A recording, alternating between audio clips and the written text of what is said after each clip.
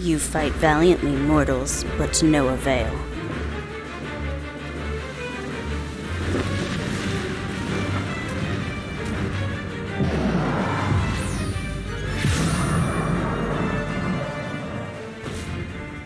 Absolute darkness draws nigh. Soon it will be unleashed, and all will return to nothingness.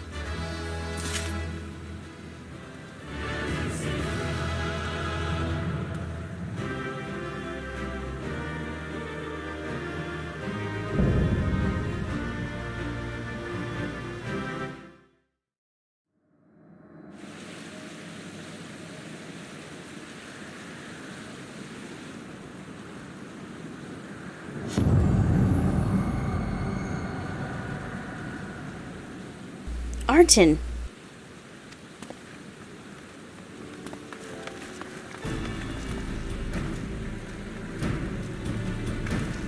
You did it! You defeated Emperor Xande!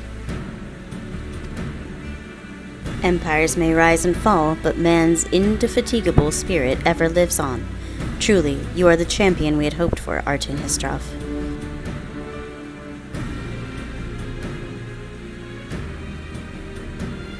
With Emperor Xande now at eternal rest, his dark legacy may be undone.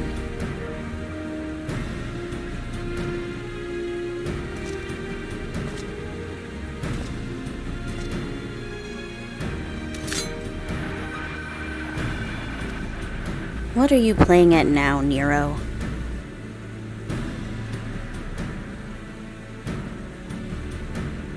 In case you haven't noticed, Garland, these are dangerous surrounds. Can a man be faulted for exercising due caution? At any rate, you needn't mind me. I am perfectly capable of looking after myself. Go on and finish what you came to do.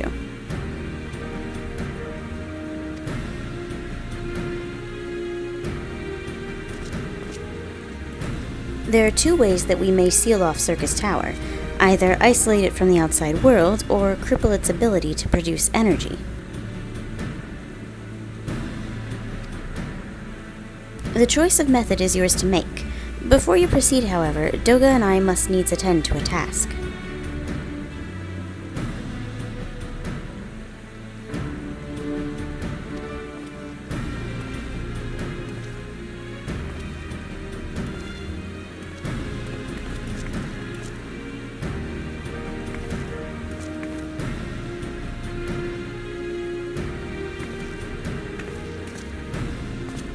That distortion, what is it?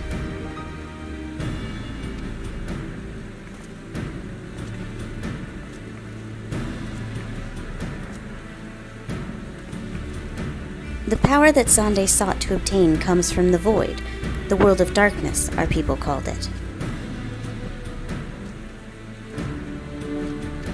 And the true nature of that power was none other than the armies of Voidsent.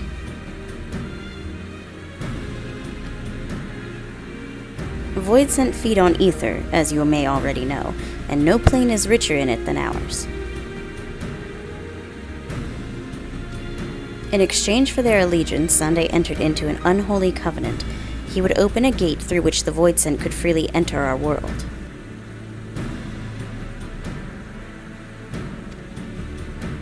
The covenant, I'm afraid to say, is still in effect. However, being of the Emperor's lineage, Une and I believe that we can annul it.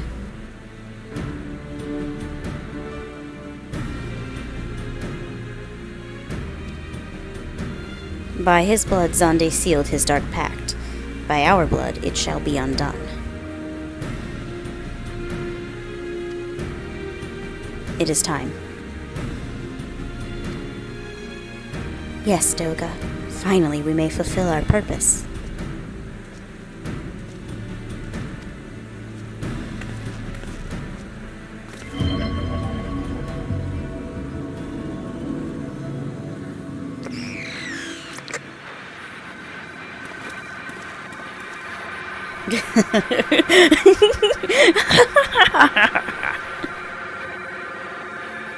Oh, be still, my beating heart.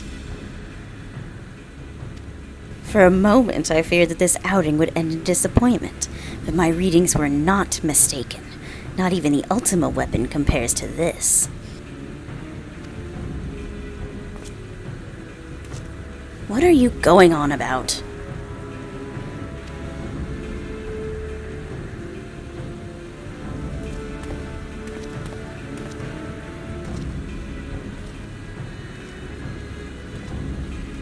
The Covenant is everlasting.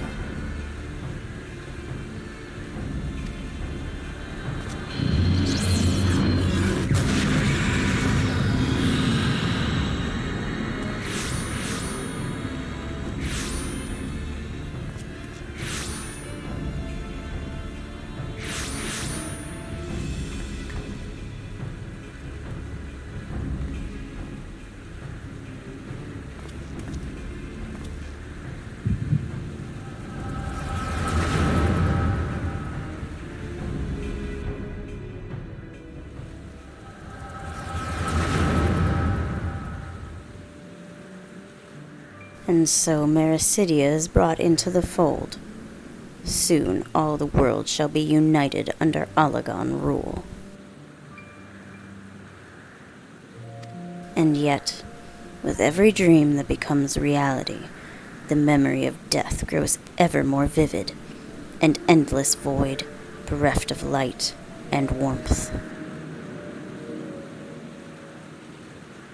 Though I may have defeated death, it did not leave me unscathed. Nay, its ravening claws have scarred my soul for eternity. Never shall I know peace.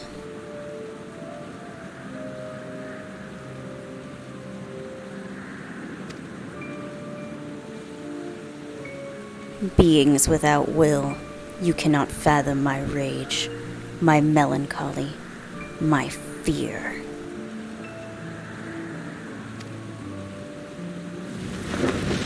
What worth is wealth and power when all must inevitably be consigned to nothingness? If man has nothing, he need not know the pain of loss. So let there be nothing. Harvest more power, that the gate may be thrown full open. Let the cloud of darkness come and engulf the world, devouring all life, hopes, and dreams. Let all be returned to nothingness.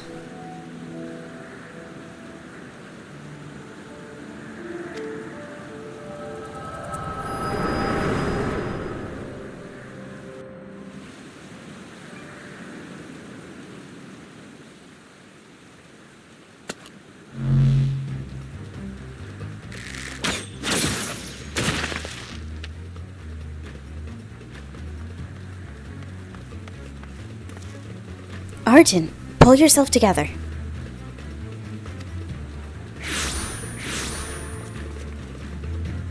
Is there no end to them?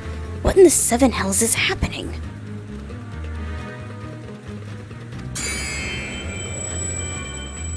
Not now, damn it.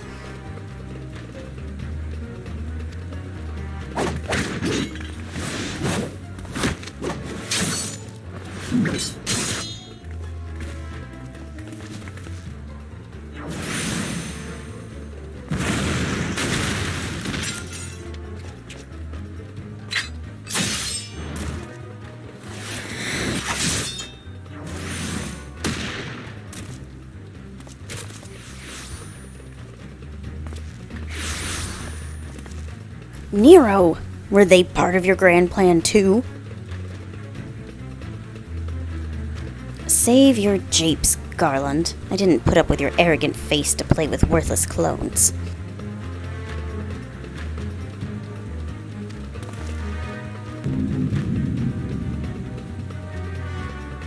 Something controls them. A void scent. And no ordinary one at that. Doga!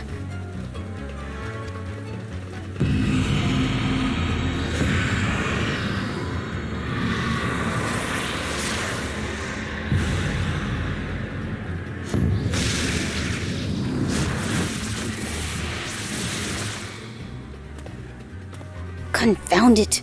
Without them, there's no way to master the darkness. That power is mine!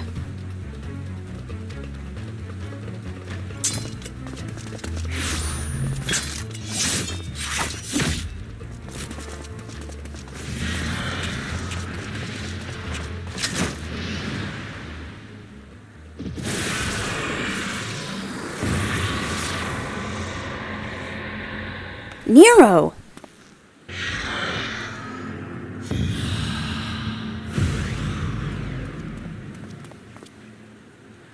The Covenant shall be honored.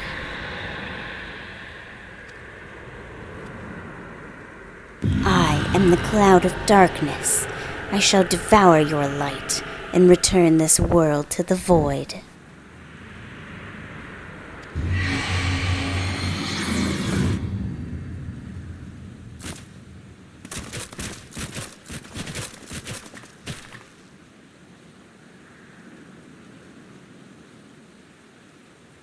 Damn it, the rift is gone.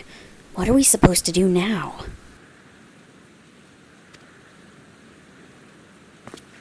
As much as it pains me to leave without them, there's precious little we can do. Let us return to the find and consult Rambros.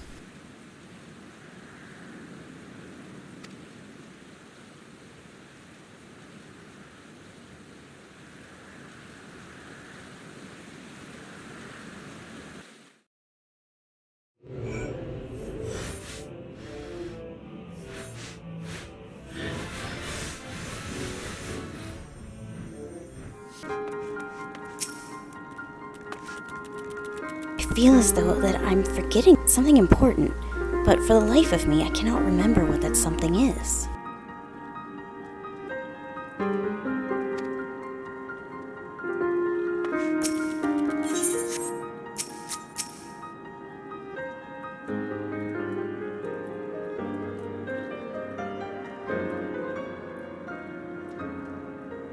All this happened within the tower?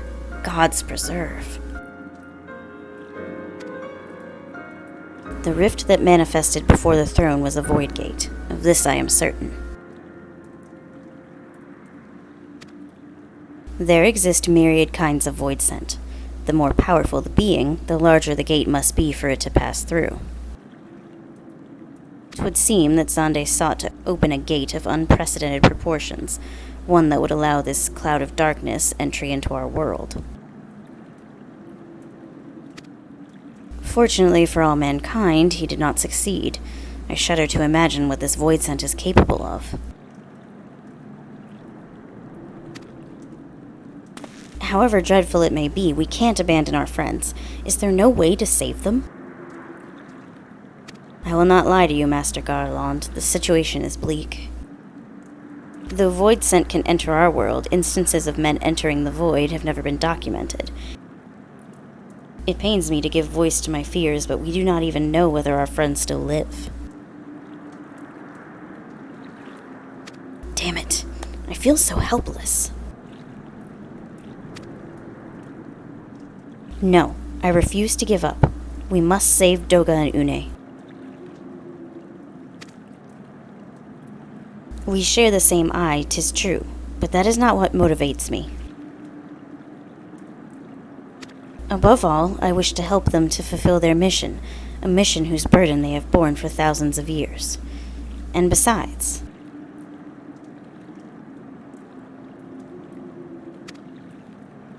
we cannot leave matters as they are. So long as Zande's dark covenant is binding, our world is in danger. 'Tis our duty to prevent the worst from coming to pass. Graha, ever since meeting Une and Doka, you've not quite been yourself. Tell me true, is all well with your eye?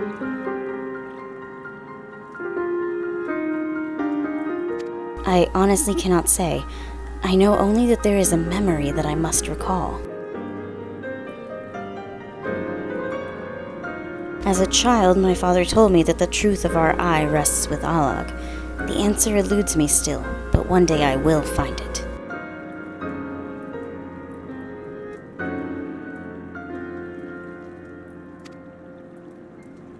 I'm with Graha. However slim the odds, we must try to save Une and Doga.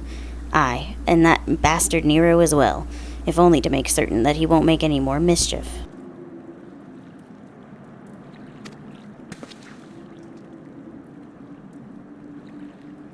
You have the right of it. Though we have known them but briefly, Doga and Une are our comrades. We cannot fail them. I shall consult experts in literature both. I swear to leave no stone unturned.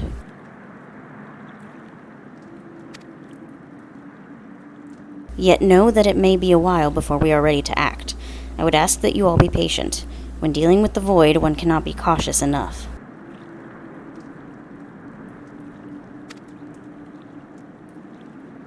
My thanks again for your assistance. Pray, rest now while you can, for when the time comes to go after our friends, you must be at no less than full strength. We'll save them yet, Arton. Mark my words.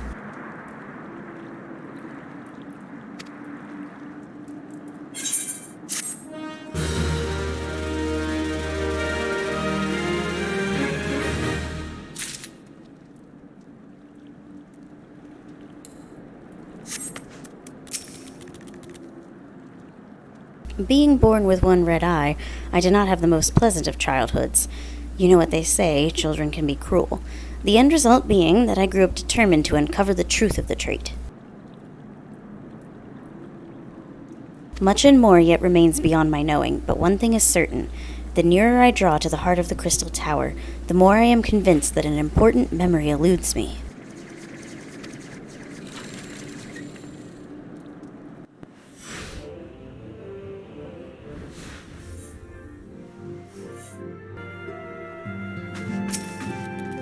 I am come on behalf of the Elder Seedseer to petition the aid of your order.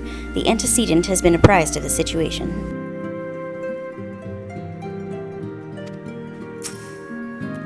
It is a relief to see you healthy and hale, Arton. The latest news from Ul'dah was most disturbing.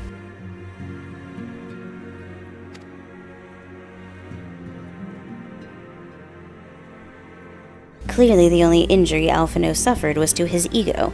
Doubtless it will heal ere long.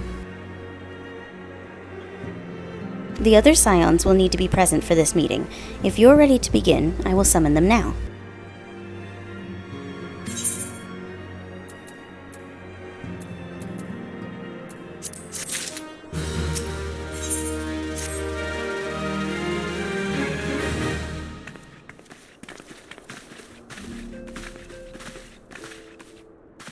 Thank you for responding to my call with such haste.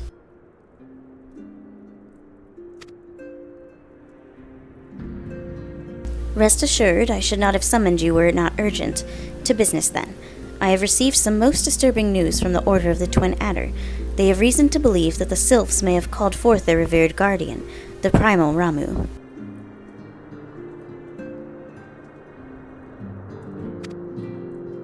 I'm sorry, may have? Then it is not certain.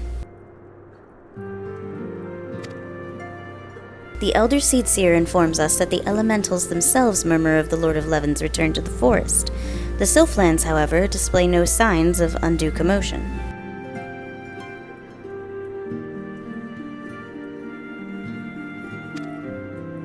Forgive me, antecedent, but that fact need not contradict the elemental's testimony. Unlike his more bellicose compeers, Garuda and so on, Ramu is reputed to act only in the defense of his children. I imagine he would soon make his presence known if any were foolish enough to directly endanger the sylphs or their territory.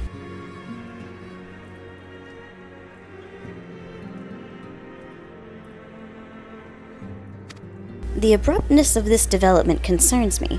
Were we not keeping a close watch on the touched ones and their movements? If preparations for a summoning ritual were indeed underway, 'twould surely not have escaped your notice.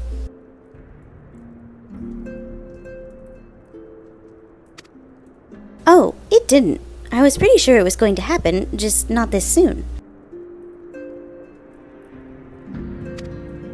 I beg your pardon. You foresaw this eventuality and did naught to prevent it. I told Papa Limo. I suppose I could have reported things to Minfilia earlier, but there honestly wasn't much we could do except wait and see. You know how the sylphs feel about people poking around in their territory. They already summoned Ramu once right after the calamity, but that was because the Garleans came tramping through the forest.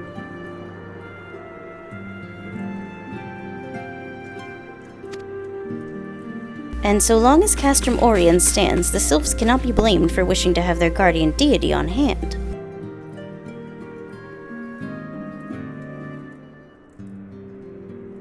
In short, Ida and I are in agreement. The actions of the forest folk were inevitable and unavoidable.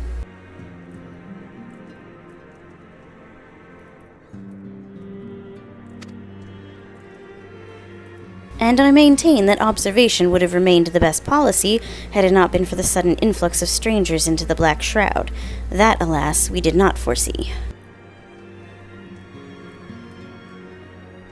By all accounts, the recent violence in Ul'dah drove a number of refugees to seek safety under the concealing canopy of the trees.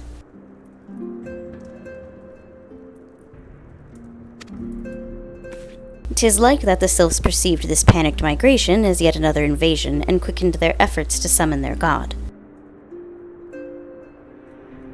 I am put in mind of Titan and the kobolds. Once again, it is the affairs of men which have paved the way for a primal's coming.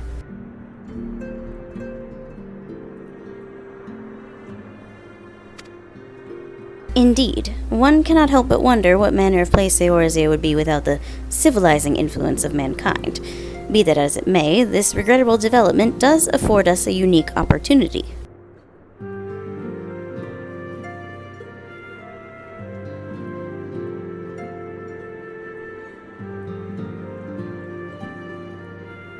Artin, through your dealings with the Sylphs of Little Solace, you once succeeded in preventing an untimely conflict with Gridania.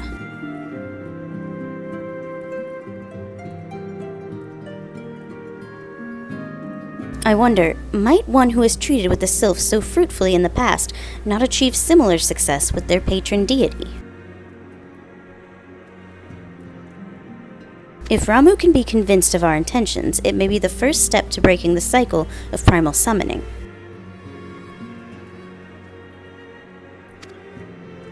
A fond hope.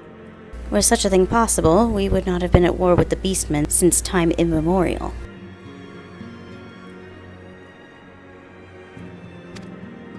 But maybe this time we can... Let us continue this discussion anon. We must needs first consult with the nation most affected by Ramu's presence. The Elder Seedseer has requested your personal involvement, Artin. Pray, report to Commander Helu at the Adder's Nest as soon as possible. Steel yourself for the worst. While I hope for a peaceful resolution to this matter, experience suggests that your meeting with the Lord of Leven will prove less than amicable. In such an event, your fellow scions will of course lend you whatever support you require.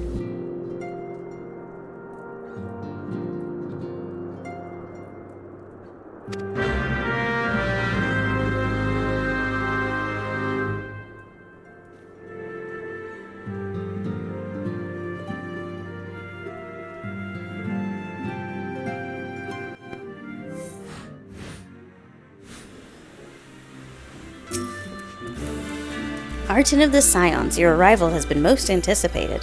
The appearance of a primal is ever cause for alarm and unease. Though my men stand ready for any eventuality, I know of none more qualified than you to snuff out this threat. Indeed, I would have you do so without delay. The elder Seatseer, however, would speak with you first.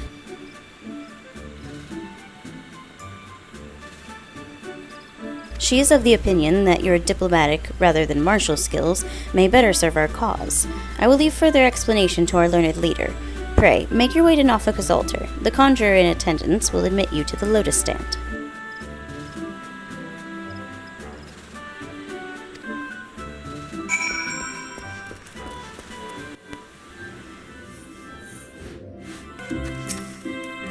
The other scions have already arrived, sir. May I show you in?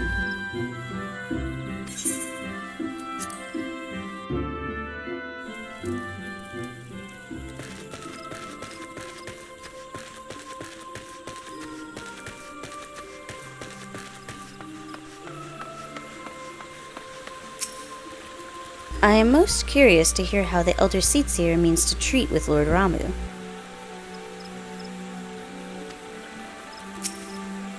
I see the Sylphs have sent their own representative.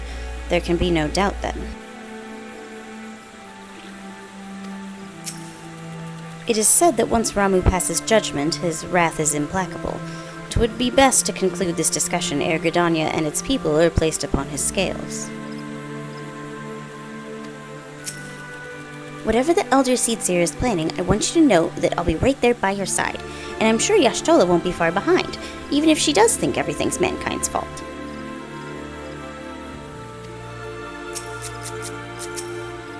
Oh, hello, Walking One. It is good to see a friend of Elder One.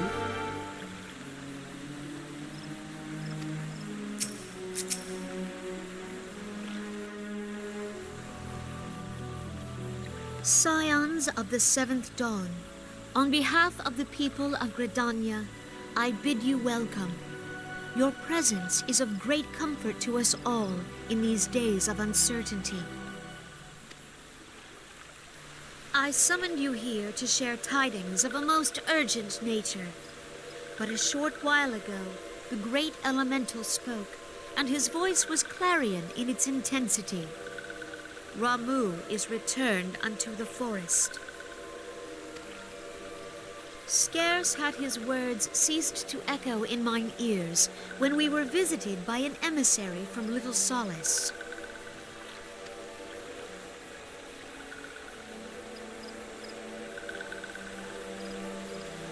Our guest informs us that the Sylphs too have sensed the presence of the Lord of Levin. Though his exact whereabouts remain unknown, we may safely assume that the Primal was summoned within the heart of the Sylphlands. Unlike the other Primals you have encountered, Lord Ramu is no raging avatar of destruction. He is revered as much for his wisdom as his strength, serving as both arbiter and guardian to his children. Given that we and the Sylphs found a way to share the Twelveswood, it is my hope that this sagely immortal will be amenable to reason, and that conflict may be avoided. Blessed as you are with the power of the Echo, you are one of the few among us who may commune with a Primal without fear of influence. I would ask, therefore, that you represent us in this most delicate of negotiations. The Twelveswood has suffered enough. Upon this, we and the Sylphs, and I would venture Lord Ramu himself, are in perfect accord. Let us not endanger our shared home by engaging in unnecessary hostilities. Dear friend, I beseech you, safeguard the peace which exists between our peoples.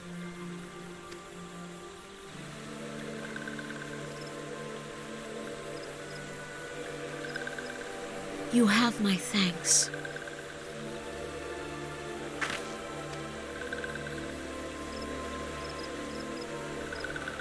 Pray make for Little Solace, then. A member of the Order of the Twin Adder awaits you there. He will advise you on how to find the Lord of Levin.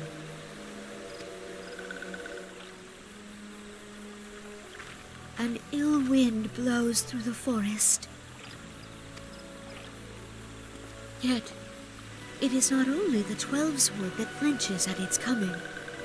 All the lands of Eorzea shiver in dread anticipation.